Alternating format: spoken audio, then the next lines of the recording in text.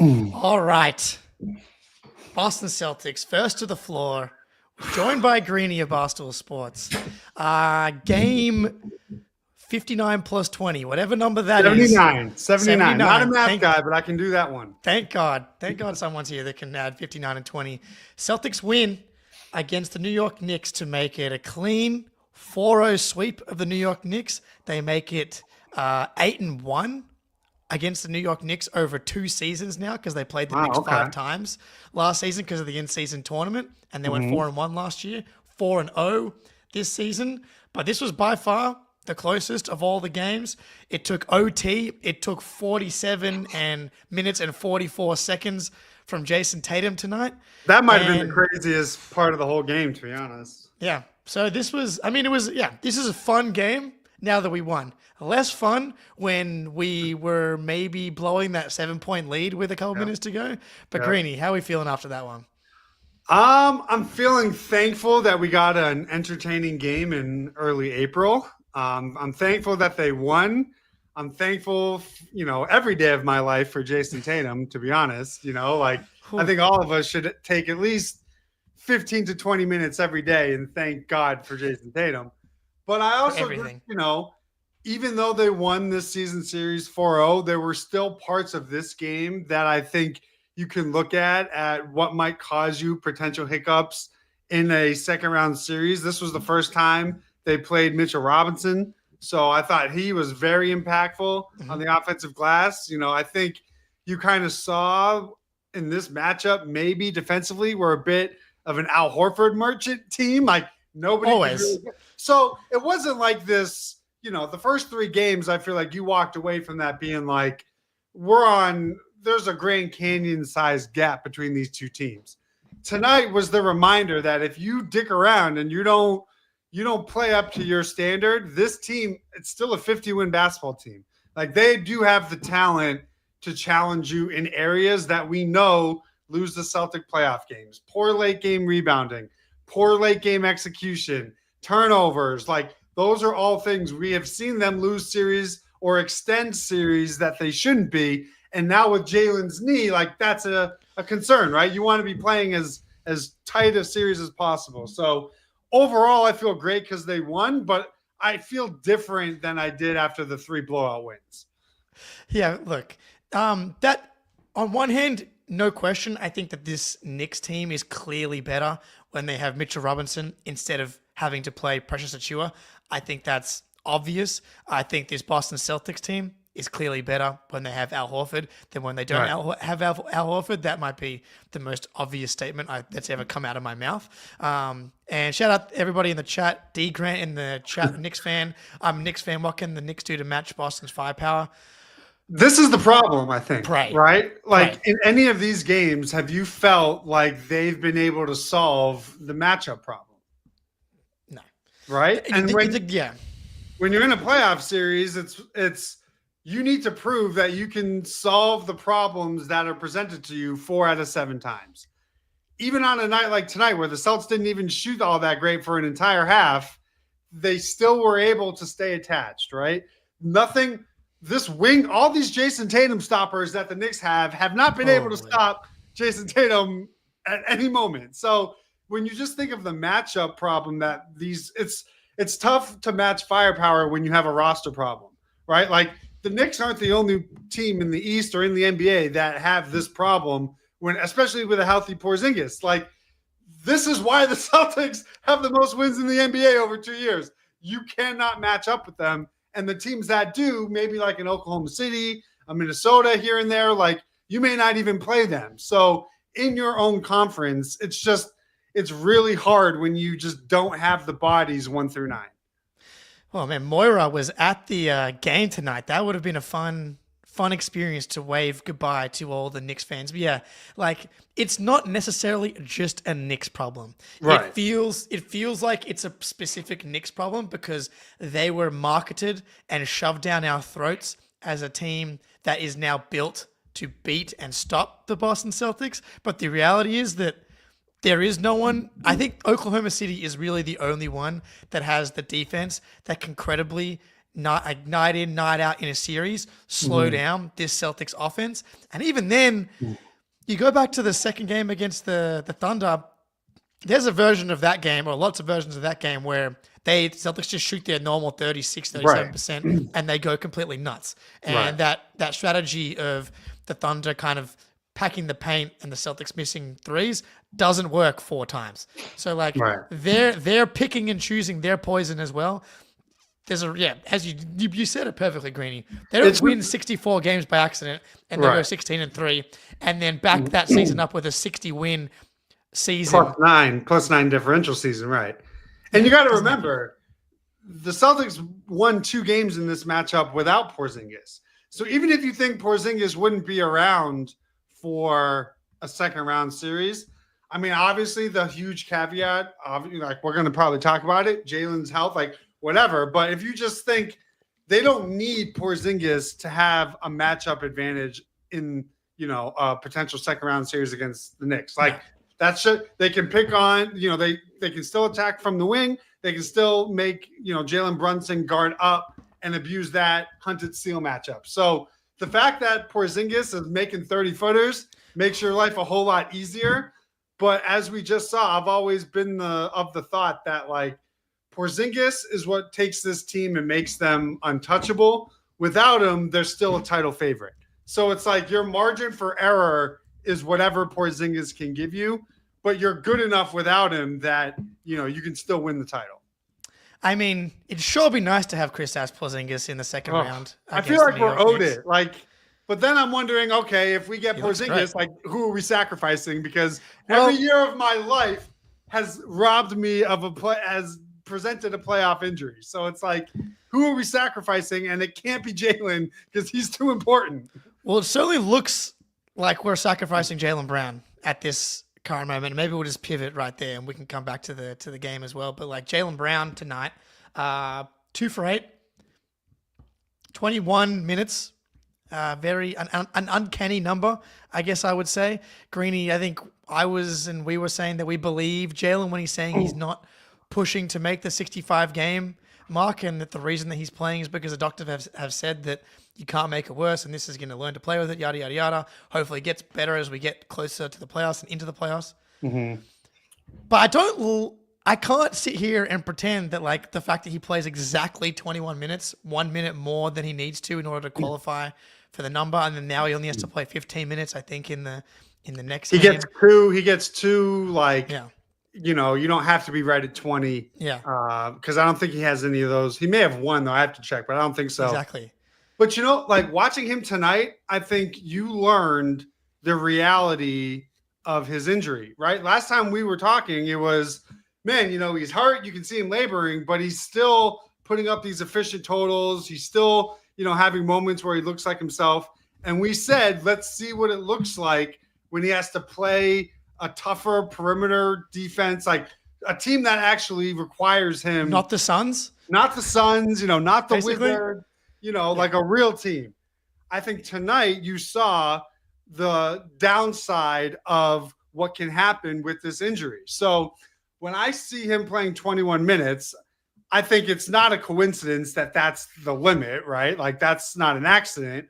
But I also think it's true that he has to, they have to figure out how does his body respond, because you can't go from not playing any sort of, substantial minutes, then resting, and then playing 35 in the playoffs, especially if this is never going away. So I think they need to figure out how to navigate games where he looks like this, where he was objectively hurting them, right? Not even just with his production, but just the fact that he was a shell of himself, energy-wise, aggressiveness, take the turnovers, take the shooting struggles out of it. Just his presence, he wasn't able to be impactful and forceful like he was in the other 2 games.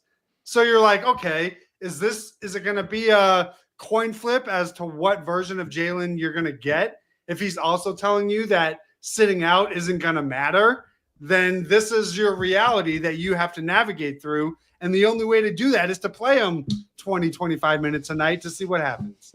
Yeah, and you're getting until tonight, for the most part, you're getting a very efficient offensive output from Jalen. But what makes him great at the same time is his athleticism, his physicality that he's able to enforce on the game in other ways. Like I thought they missed his rebounding tonight, like because he wasn't out there. They were searching a little bit. It felt like for the right lineup. It was Pritchard for a little bit. Hauser came in there. I thought he was really good. They went to a double big lineup late as well with Cornette out there. But I thought they missed his rebounding down low, like just more physicality to deal with OG Anunoby's offensive rebounding and Mitch Robinson's offensive rebounding. Like the offense is like, it looks like he's going to be able to do something offensively. But you go back and you watch the finals, defending Luka at the top of the list, but like some of the help defense stuff, some of the, the blocks he was having on Derek Jones Jr. and Kyrie, like this version of Jalen is not going to be making those plays. No. And that is obviously a detriment to the team. And now it just gets into the conversation. It's like, okay, well, we're going to need Kristaps, I think. Right. So like if you can't rely on Kristaps, I think it's unfair to keep saying to Al Horford, you have to be 27 years old for, enough already with that. So, I mean, until we see it, we won't know, right? It's one of those we can be nervous about it. You can, be a pessimist about it, but I just think this is the reality of what his injury will be. The question then becomes after a week off between the end of the season and the first round, how does it look? And is it going to be even more important that you execute down the stretch of these games? You win at home, you end series, when they're supposed to, because this version of Jalen, they probably won't even make an Eastern Conference Finals. You can't have 6 points on, you can't. You just can't. He's too important of a player. I just don't think that the teams that they're playing in the first and second rounds are going to be good enough to, because maybe he just doesn't play. But I'm just saying you're opening you're opening the up margin the pathway for variance, right? Of course. My whole thing is like try to limit that variance as best you can, and have the firepower to survive it.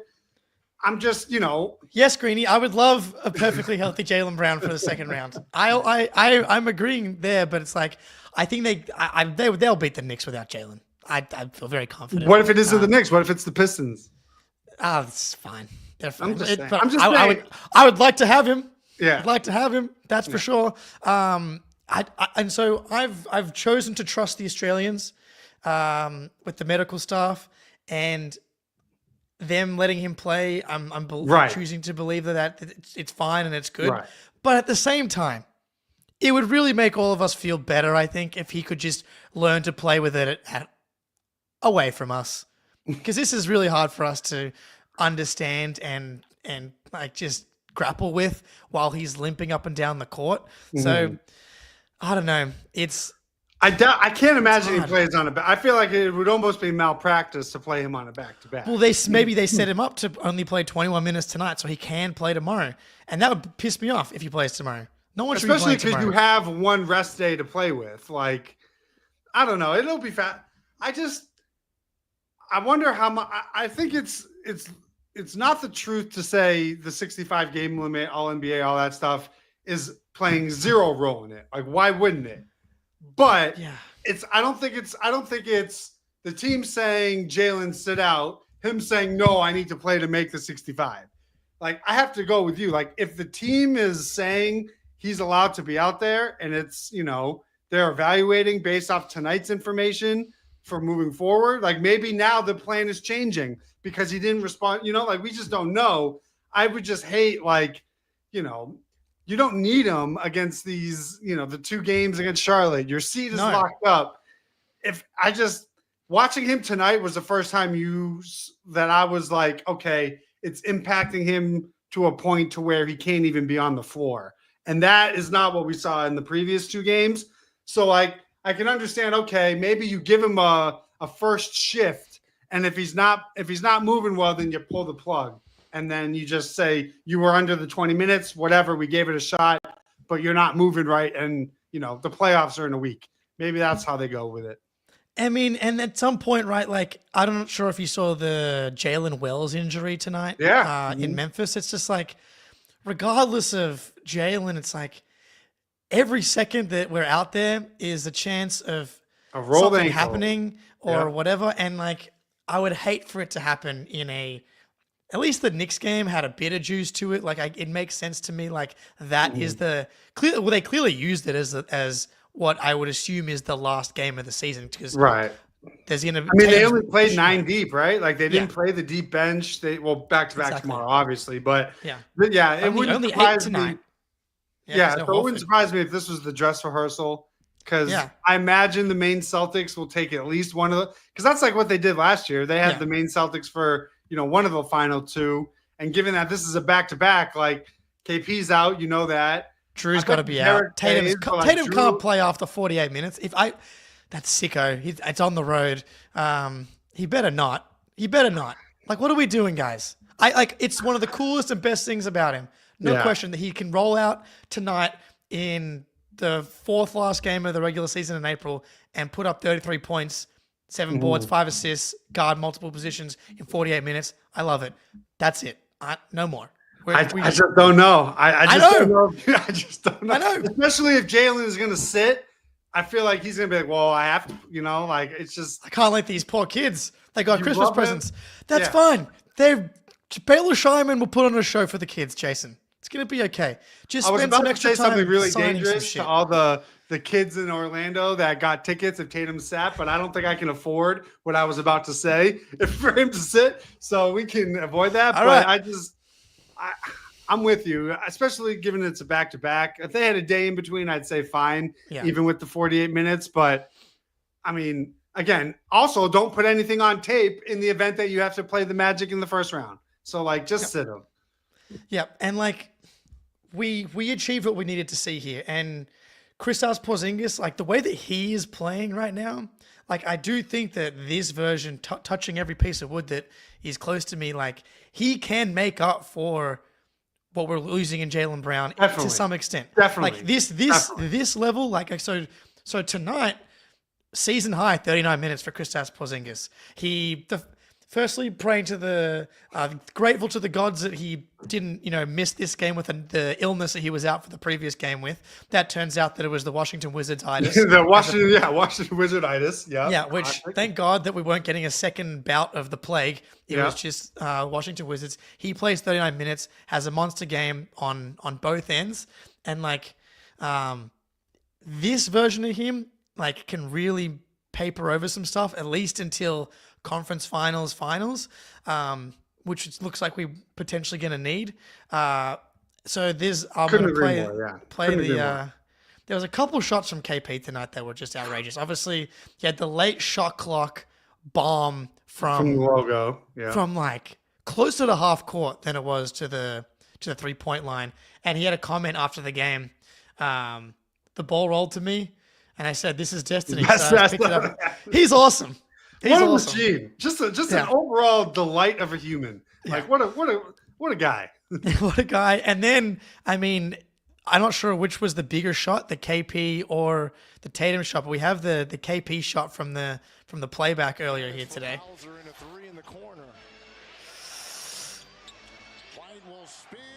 Laser. See ya.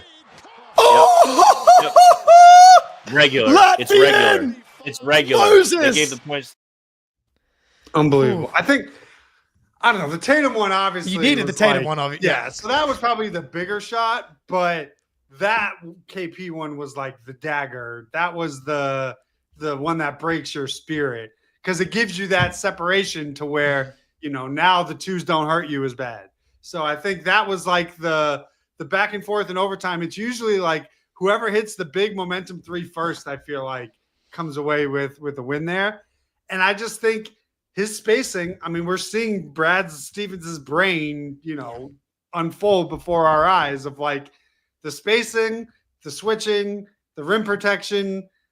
This is what makes him the cheat code and takes them to a level that I just don't know if another team can match 4 out of 7 times. And even Tatum had that early pull-up three from pretty much the logo, 30 feet. You legitimately have to guard this team from 30 to 35 feet. And if you do that, you've just opened up way too many driving lanes for a roster that can put 5 players on the court who can all put the ball on the floor and create off the dribble. Even Al Horford is killing people off, dribble drives. So, and he's 50. So it's like there's really no way to defend them. Yeah, I wonder if we see Al tomorrow, if he's still partying from the Florida championship win with the Gators. I would hope so. He can just use some of that momentum. Sprinkle some Al dust on the Orlando Magic tomorrow. Yeah, but the Tatum Porzingis combination tonight, that was what drove the victory. It felt like, but I do think that there was another version of this game where the Celtics actually were up 15 at halftime. I thought in the first half they missed wide open three after wide open three. Good process. Yep. Good process. The Mitchell Robinson thing, I thought they did a better job in drop, and they switched a little bit with him on Tatum. He actually blocked a Tatum pull-up three at one point, which was pretty impressive. He definitely helps them because obviously there's no pressure to Chua. But there was a stat that I wanted to pull up on Tatum because and someone in the chat had it earlier. Was it the end of game stat? Yeah, that thing. Let me tell you. Because where is it? It's since shot tracking data began in 1997, there have been 65 players to take at least 50 shots to tie or take the lead in the last 24 seconds of the fourth quarter and overtime. Jason Tatum is now 22 of 58 or 37.9% on the shot, making him the second most efficient player of all time for the volume. So, I don't know. Pretty good. Pretty good. Pretty. It furthers my point. I'm a true believer in 99.9% of the Tatum hate is just people trying their hardest to pretend that his entire career has not existed, right? Tatum's not a clutch end-of-game player. He's quite literally the best end-of-game shooter. I think he has 15 end-of-game buckets, which is the most in the league. You just read that stat. He is the most efficient per the volume in history. But yet there's this narrative that he's not a clutch player, not a good, you don't want him taking the last shot. Who would you ever say that about that has his production unless you're just trying to ignore everything that he's done in his career just so you can have mindless hate? It makes no sense to me. It makes no sense. And I remember you saying that. I'm like, that does check out. It's like he doesn't show up in big games. I'm like, he literally has the record for the Game 7 in the playoffs. He got carried to a title, led in every fucking category. Yeah. Isn't a good, big game player. Is 8-2 in Game 7s in his career and has the record. What else is it? It's just, can't play make, averages 7 assists. A game. Best wing passer since LeBron. None of the things that people say against him are actually based in reality, and that to me is how you've just elevated into that rare class. When they have to pretend your career doesn't exist in order to slander you, I mean, you've won. What's interesting lately as well is that the floor of, we talked about it on the last pod, right? His individual 3-point percentage, while it's important, is not as important as his ability to drive the offense and generate all the catch and shoots. How many of the Porzingis shots came because of Tatum, collapsing the defense, right? But something that's kind of been developing lately is his mid-range jump shot. And in this game as well, he had the 2 shots late over McHale, the one-legged, and then he had the one at the end of the third quarter that was in the corner, mid-range, almost kind of behind the backboard. And he's up to 40% from the mid-range this season, which for Tatum is high. People don't think that's good. For him, he's correct. Usually in the low to mid-30s. Yeah, he's usually in that 36, 37% range. And so it's come up to 40. And over the last 15 games, I'm not sure if this number is including tonight, but he's at 44.4% from the mid-range as well. And it doesn't need to be by a lot, but is he making 3%, 4% more of his mid-range jump shots? Is he able to get to the rim a little more effectively to just make up for any variance in the 3-point shot? It's not necessarily that I think that his jump shot's broken. Obviously, tonight, he I think put to rest the concerns of people that were worried that his jump shot's broken again and not that he was just missing some shots lately. Yeah, I thought his diet was great. 11 threes, made 4 of them, 36%, had a good mix of catch and shoot, pull up, and, step backs. To your mid-range point, I think it was in the first quarter. It may have been against Towns. He got him in the high pick and roll. They were in drop. He attacked it with a drive, but he pulled up from mid-range instead of going all the way to the rim. And I thought that was noticeable because I feel like in that set, you're getting one of two options: Tatum pull up 3 or Tatum drive to the rim. This was the first time, especially against Towns. This was the first time, I'm pretty sure it was Towns and not Robinson, that It was Towns. That he took that. He had the runway to drive, but he pulled up and took a mid-range. So I do wonder if he's starting to feel better with that shot because, he went to it way more than I think we've seen him attack a mid-range zone in any of his normal shot diet, numbers. It's usually a stay away area from him, if we're being honest. That's the shot he had to remove to add more threes to his game, to really elevate to that next level. But I do think for teams, if they're going to, pack the rim on those high ball screens somehow, him being able, especially again, if Jalen isn't around, you need that mid-range threat. Okay, fine. But I do still think he needs to always be mindful of the pull-up 3. Oh, yeah. Yeah, no, I think it's a great call. Like a really good blend tonight between 8 free throw attempts. Yep. Got fouled. I mean, Towns fouled him on that 3-point attempt late and where he went 2 for 3. But yeah, 3-point attempts, getting to the rim, getting to the free throw line. That's kind of perfect shot day. Moved the ball, rebounded well, didn't really turn it over. That's a story of him for the season. I mean, this was like a baseline Jason Tatum game. Nothing crazy, just a light 32, 7 and 5 with 4 threes. No big deal. Just another day at the office. Like that, I think is a lot of lines of what we talked about the other day of like the fact that this is now his baseline of like, you could say he could probably have played better here and there for stretches. Like we're talking about 32, 7 and 5, like pretty good on 50, 36%, 50 from the floor, 36% on high volume for 3. Like that's literally the version that wins you a title.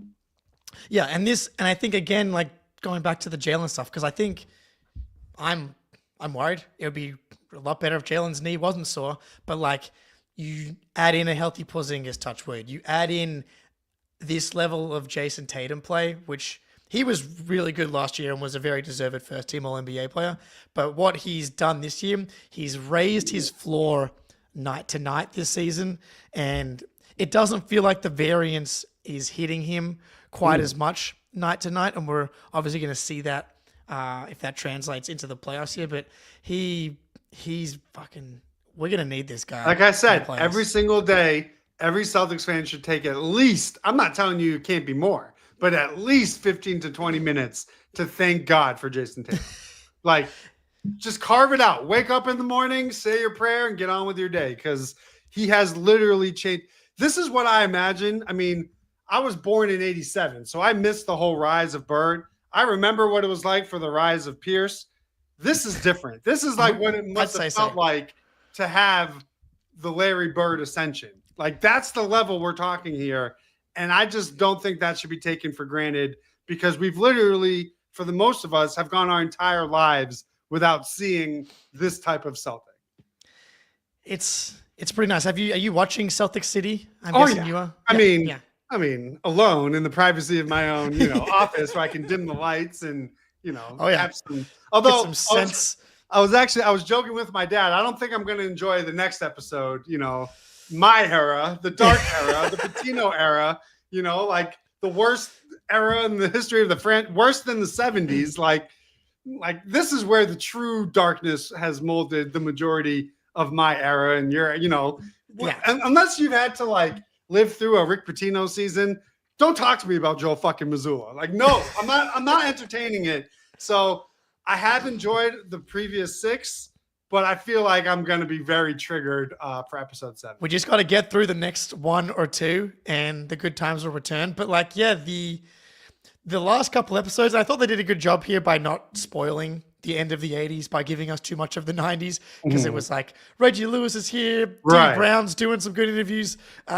Things are still good. You get the Larry Bird retirement ceremony. Yeah. And then welcome to hell. Welcome to literal hell, where I spent my entire life praying the Celtics would win 30 games. Now they're going to win 60.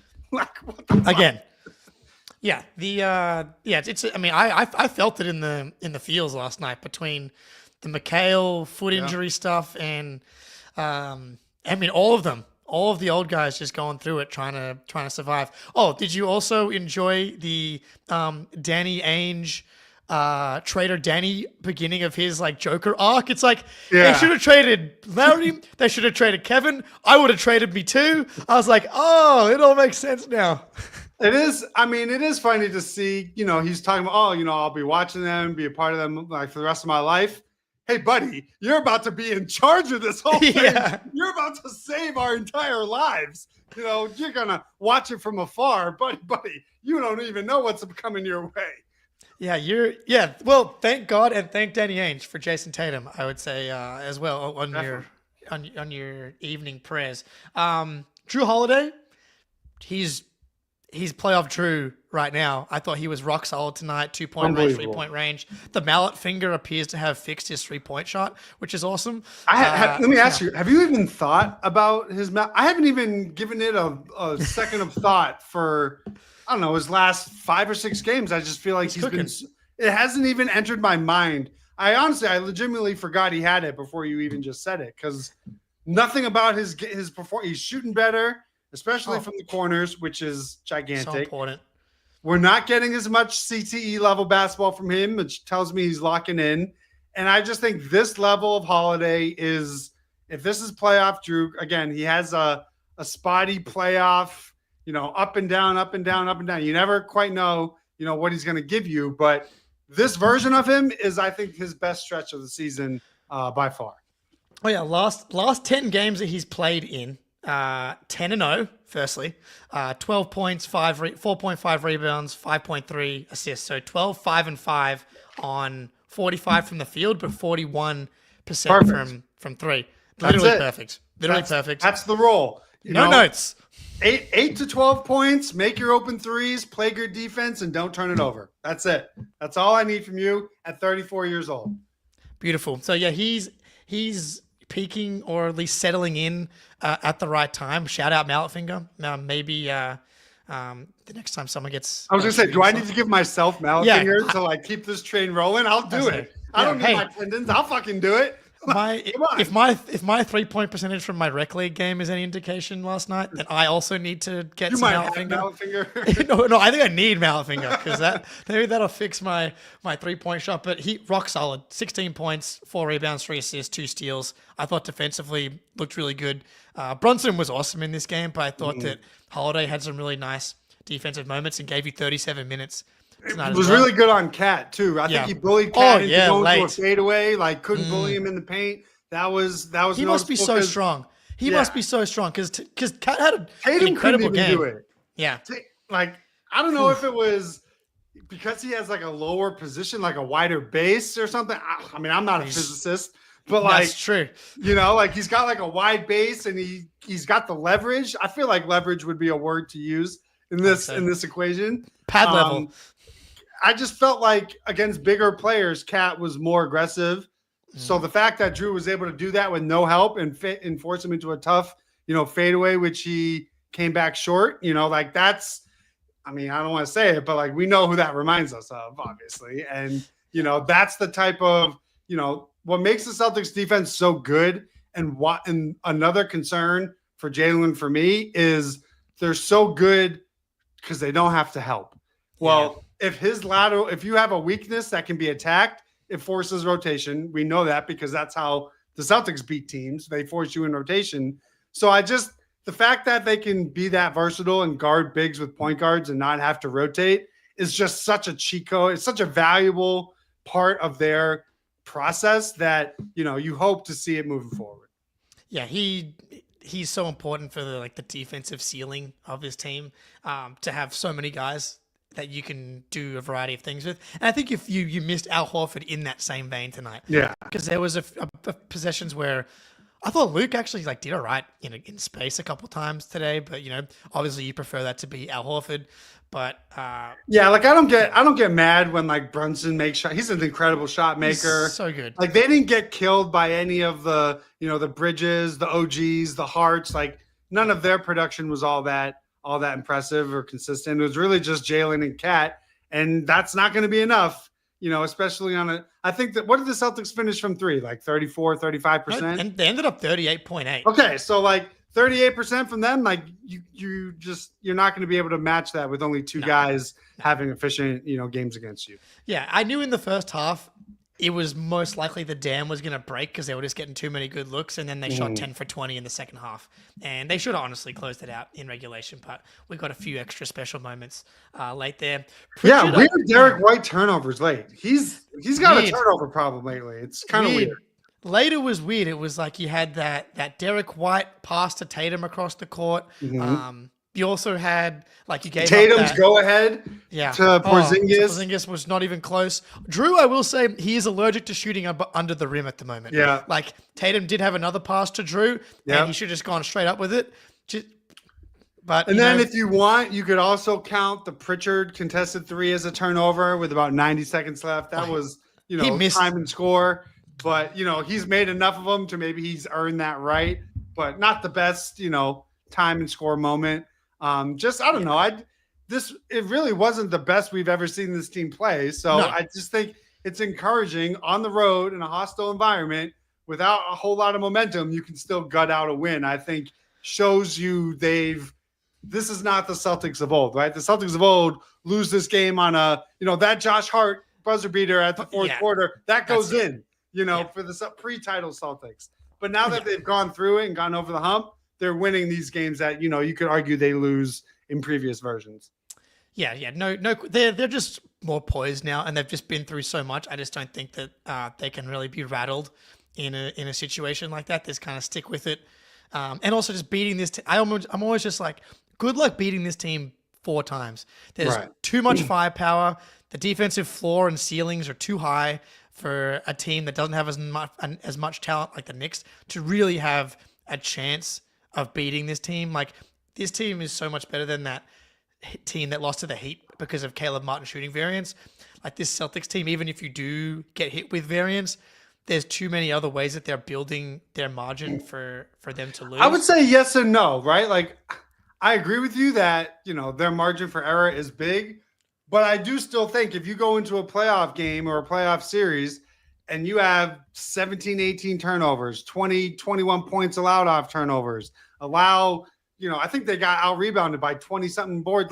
Those are things that, even with a talent difference, can lose you playoff games, which then put more pressure on you. Now you have a weird shooting variance game. Now you've lost 2, and it's just it's snowball. So I think this was a good reminder, as kind of how their loss against the Heat was the reminder of how you can't play in a loss.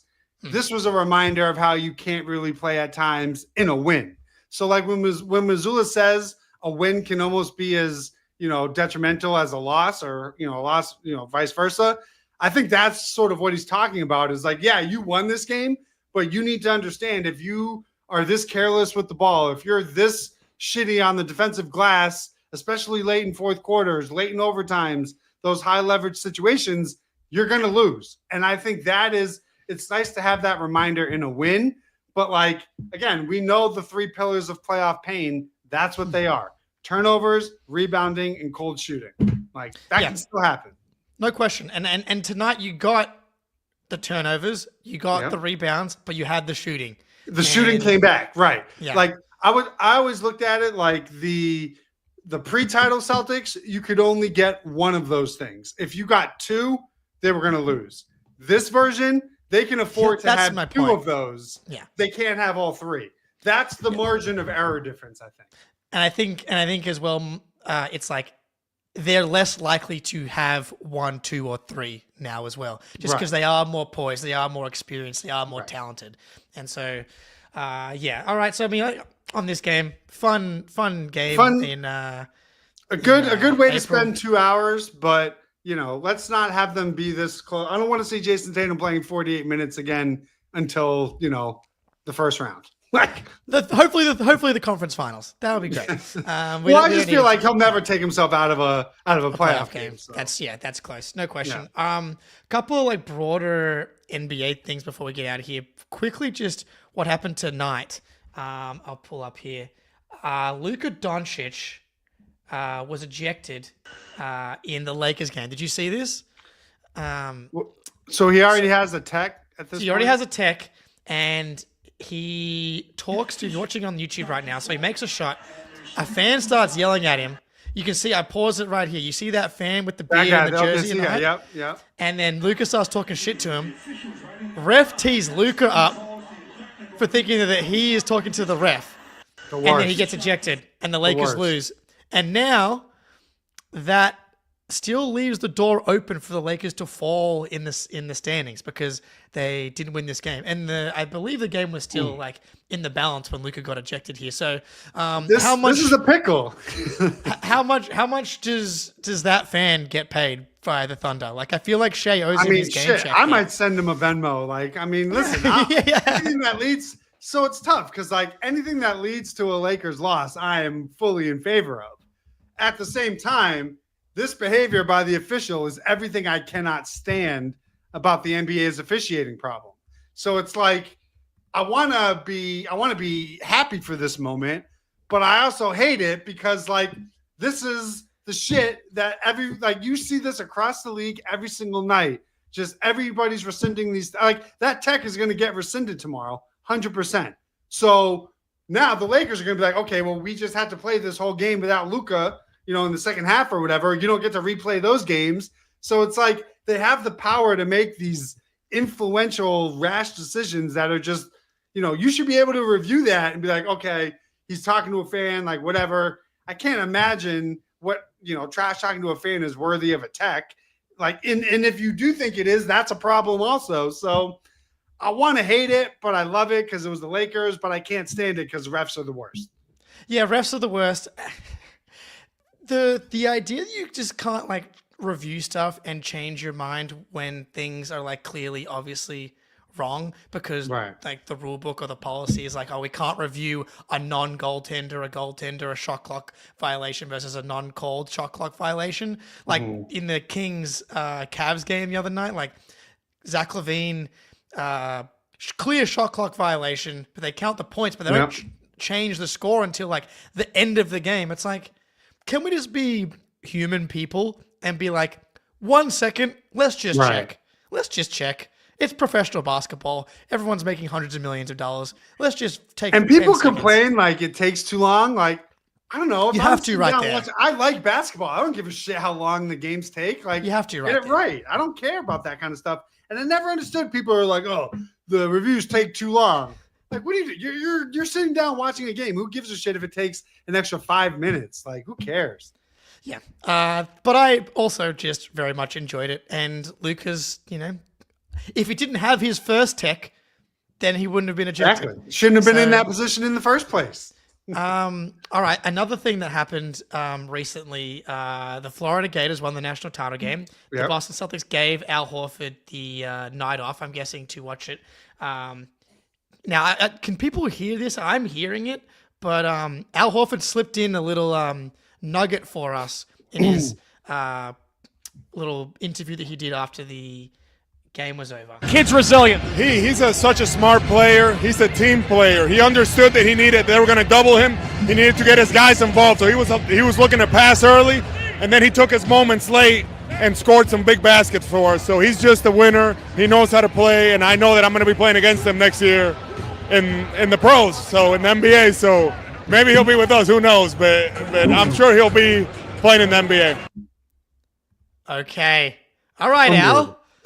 Okay, Al. Now, please, he didn't say on the Boston Celtics, I guess is not notable, but the fact that he's like just, I don't know what, and we've talked about it, I'm not sure why he would retire when he's still the best player in the NBA. But I really appreciated him just being like, yeah, I'll probably see him next year in the pros. I'm like, oh, that's there was there was a Steve Bulpett article where he kind of alluded to it. So you kind of had that feeling already, but hearing him sneak it, and it was just so like casual, like he didn't even, give it a second thought.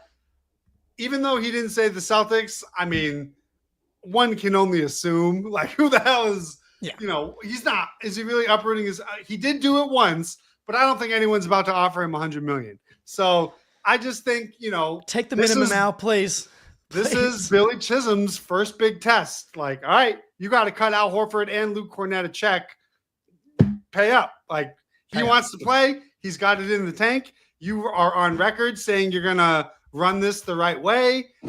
Give him $5 million, call it a day, and let's see you put up and foot the bill for it, because you can't pander to me every second you have and then not bring back Al Horford. Like, those two things are not how you want to start your, new Celtics ownership. And I would even say the same thing for Luke, but for him, if someone gives him full mid-level, like, you've earned it. For Al, there is no price you cannot pay to keep Al Horford. If that has to be another $10 million, then fine. If he's going to do you another discount and say, give me $5 million, great. But like, there is no price that he hears the word no to, in my opinion. Win the title, cut the check. Right. Don't even look at it. Just sign your name. Like, Brad's going to give you a piece of paper. You don't even need to read it. Mike Zarin has read it. He's got he's got it taken care of. Just sign it and, pander. Say, I'm the new owner that made sure Al Horford retired a Celtic, and everyone will love you. It's that simple. Think about all the money you'll make back in free dinners because you made sure that Al Horford retired a Celtic. Same with Al Horford and the free dinners in general. Take the minimum. You know what? Go one step further. Say, my first act as new owner is he's going up to the rafters, and then you can just make all your money back selling that whole retirement ceremony. Like, beautiful. Easy. Another thing that happened in the NBA today that kind of came out of nowhere, Mike Malone, Denver Nuggets, fired less than 5 games before the end of the regular season. We thought that the Taylor Jenkins firing was close to the end of the season. The Nuggets said, hold my beer. And not only did they fire Malone, they also fired Calvin Booth as well. And Missoula was asked about it by Noah Dalzell in the pregame press conference earlier today. And Missoula said, I wake up every day saying this could be my last day. You have to have that type of perspective. It gives you gratitude. It also keeps you hungry. Mm-hmm. You have to have a healthy balance of you want this for as long as you can, but at the same time, you're also replaceable. That's just how it works. Every day, I remind myself of my own mortality. It's true. We're all going to die at some point. But I just think, the Calvin Booth stuff, you could understand. I mean, he's been a disaster ever since they won the title. Just almost malpractice and how he's built this roster around a generational talent. The Malone part, I just don't understand, because has this team potentially top 4 seed. They're, still on the table to win 50 games. Doesn't exactly give you they've lost 4 in a row, but I don't know, seems like a player, if Russell Westbrook doesn't have a brain meltdown, perhaps this slide doesn't even happen. So it's it just not seem like he fit the bill. And I would say the same for Taylor Jenkins of coaching wise, you'd think they'd done enough. And this guy just won a title. You think that would earn him 5 years has got to be the minimum, I would think. A little bit of grace, especially when he's had dog shit rosters. What was the expectation from Calvin Booth that, and I can understand ownership being all right, we got to get this guy out of here. He doesn't know what the hell he's doing. You're hearing now there was some sort of rift between, Booth and Malone. Okay, well, take it with the guy that isn't responsible for your dog shit roster. Keep that guy and get rid of the one who built it. So I do not think this is going to give them a jolt. I think how could it? And it just sucks because, if healthy, they're an interesting matchup problem for teams. But now, your spirit is probably broken. It wouldn't surprise me if they fall all the way to the play-in. I don't think that firing Calvin Booth and Mike Malone is going to heal Jamal Murray's hamstring. Right. And that's like by far and away the biggest problem with the Nuggets. It's like the defense is a mess. That's part of this too. But Jamal Murray just not being good for huge portions of this season and also not being healthy again to the point where they're not sure that he's going to be ready with a hamstring before the playoffs start. Like that's your problem, along with ownership being cheap and not keeping KCP and then blaming the front office and the coach for being cheap. It's like maybe look in the mirror before you start firing everybody else. Billy crazy. Chisholm, don't be that guy. Don't be that guy. Don't be that guy. Fun fact from Mar Irene in the chat here, Ty Lue is the only coach that Westbrook has played for in the last 5 seasons who has not been fired yet. I think that's just a fun weird a fact. fact. I don't It's think a fun fact. Because to be honest, fact. for a minimum deal, Westbrook's probably been a net positive. Yes, the problem is how much they've had to rely on him. Yeah, like that's the problem. I mean, he's giving you what you would want from a minimum contract player, but it is a funny stat. Yeah, shout out T, kind of Buddhist. Shout out the White Lotus heads out there as well. Very Buddhist of Joe. But yeah, I mean, Joe. But I think wouldn't you say there's something to be said? You look across the landscape of NBA history, the teams that have proven over time to have sustained success have consistency, right? Popovich, San Antonio, Kerr in Golden State, Spoelstra in Miami, Missoula, the whole Celtics. I mean, granted, they had to, hire a new coach out of nowhere because they're, one of their coaches was a weirdo, but they've only had 4 coaches in 20 years. Like their front office has been the same for, my entire life. There's a consistency in these sustained success franchise. And then you look at stuff like this, you look at what the Kings do, you look at the Grizzlies, like the Suns, the Bucks, like all these teams that are, changing coaches every other year, not even having a consistent direction. It's just not a valuable way to run your franchise. So it's shocking to me that a team that has a generational player who just won the title is behaving like the Kings. Like that just doesn't make sense to me. It's brutal. It's brutal. If you're a Nuggets fan, it's like at least you got one, honestly, that you capitalized on that one season where things came together and you're able to get one title. It shouldn't end that way. But like right now, they're in the same spot that the Bucks are in. It's like you gave, I'm not sure. The Dame contract's maybe slightly worse, but it's shorter. But Jamal Murray's got a max contract for a dude that's not an all-star, who's injured, and you can say the same thing about MPJ also, right? Yeah, like his contract extension was fine in the old CBA. This new second Abram world, like that type of, a $200 million for, a player like that hurts you.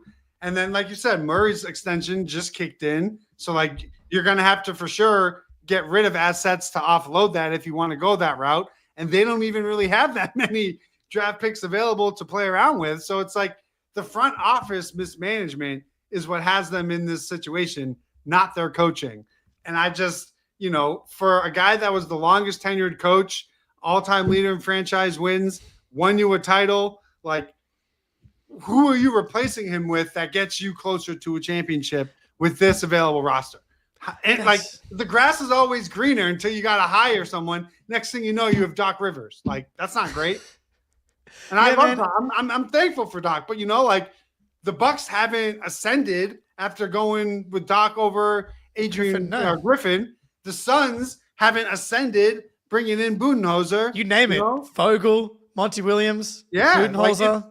And that's why I never understood all these Celtics fans. Like, the Celtics lost a game in January. Fire Joe Mazzulla. Like, what are you morons? Like, yes, the answer is yes, Greeny. And you give too much airtime to some of the morons that we see out there. It's a me problem. I know. Yeah, because I've got people out there. There are people, and it's a bigger faction than I realized until recently, that are like Mazzulla's shortcomings are going to come to a head in this playoff run. We're going to extend series longer than we should, and it's like, if you don't think Joe Mazzulla is a good coach at this point, then I can't help you. I can't help you. You're unhelpable.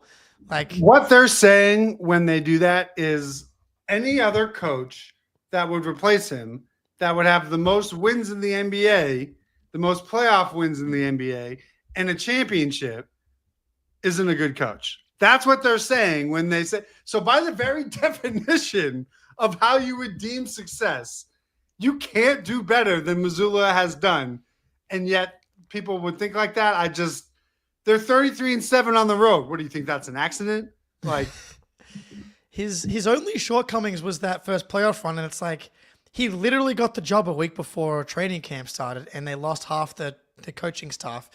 I would say he's like maxed out what is possible in the following 2 seasons. I'm not really sure how you could have asked for much more from these past 2 seasons. There has not been a title defense season that fits this Celtics profile in the last 10 seasons. The closest are the 18 Warriors who won 58 games with a +6 differential. You're probably going to win like 63 or 62, 61 games with a 0.9 differential. In a title defense season, this has basically never happened outside of the Jordan era Bulls. In a more talented era as well now than it was 5-6 years ago. Exactly. Like, I don't think people truly understand. It's hard as shit to win 60 with a +9 differential. To do that in a title defense season with worse injury luck than your season before, and you could end it by only losing 2 more games in the regular season, like that is just so insane that I always think that we all as a fan base need to take a step back and really understand what we're seeing in the context of NBA history. Yeah, dude, this has been an incredible, and it's considering they were playing 500 basketball for like 6 weeks as well. Like they've essentially had 2 separate like peak dominant seasons on par with last season. It was just that one little stretch in the middle there where no one could hit a shot. And other than that, they've been as good as anybody. I was just looking it up because I'm a big stickler on effective field goal percentage. History says you have to be top 3 in that category. Okay. The Celtics have been second in the NBA since January 29th. So their last 32 games. So since this end of January turnaround, from December 1st through January 28th, they were 15th in the league at 54%. This stretch, they're shooting 57% effective field goal. So literally that 28 game stretch where nobody on the roster could hit a shot is the only reason you're not top 3 in effective field goal percentage. So the rule, as you know, there's only been one title winner in the last 12 years to win the title and not be top 3 in effective field goal. 2020 Lakers, right? It's right up there with the 40-20 rule. It's in that same group. Well, right now the Celtics on the season are 5th at 56.3, but they got to get their 56.6 to get top 3. I was going to say the Bucks are 3rd right now, 56.6, so they're 0.3 behind. But the only team that's top 3, the only team that's at the top that actually is a contender to me is Cleveland. The Cavs are at number 1, the Thunder are at 7. Yep. And so here's why that matters. Winning. Here's why that matters, right? Because you go through the checklist, 40-20 rule, right? The SRS, strength of schedule adjusted, over 3. That's just like the line of demarcation. Top 3 seed, and one of your 2 best players has to have played in the conference finals. The only thing the Cavs don't check off is the 2 best players in the conference final. For you, as a Celtic, the only thing you don't check off is the top 3 effective field goal percentage, but you've been second in the NBA for the last 32 games.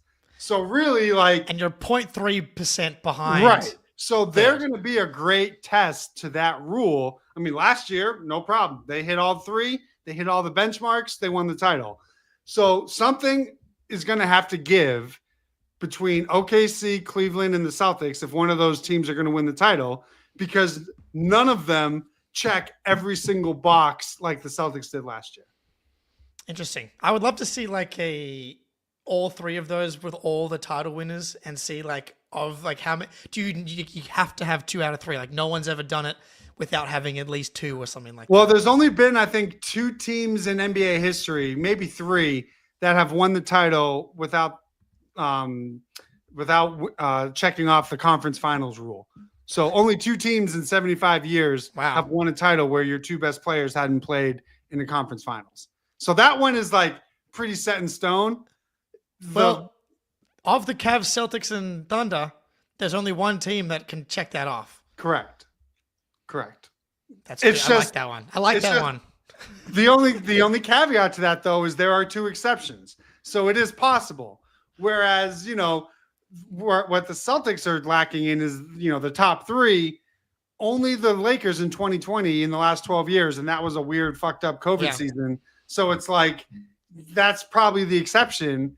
I don't know. It's going to be fascinating, and then you have to factor in if SGA wins the MVP, no MVP has won the title in the same year in the last 10 seasons. So then you're going to have to deal with the MVP curse. So there's a lot of these different superstitious criteria that NBA history says dictate the champion. Well, the champion this year is going to be incomplete in at least one of those. Do you know the 2 exceptions for the? Oh man, I don't know. I saw it on post a long ass time ago. It's it's been a long ass time. It's like teams. It's been a long ass time. Okay. Well, I'd say Google it and it'll come up on on Reddit. Cool. But I know the Hakeem Olajuwon team was like a Rockets team that didn't hit 40-20 and they still won the title. So they traded for a Drexler in the middle. Yeah, but I would just prefer, heading into a playoff series to have all the boxes checked, in my opinion. We got quite a few of them checked, I would say. We've got as many checked as anybody else out there. And 59-20, Celtics beat the Knicks to make it 4-0 on the season, make it 8-1 over the past 2. Jason Tatum, very good. Kristaps Porzingis, very good. Greeny, also very good. Thank you for sticking with us again tonight. This was a fun one. Everybody in the chat, make sure you like the stream. We'll be back. No shows tomorrow for the Magic game, but we will do something later in the week. You guys know where to find us. Greeny, everybody, till next time. Cool. Go Celtics.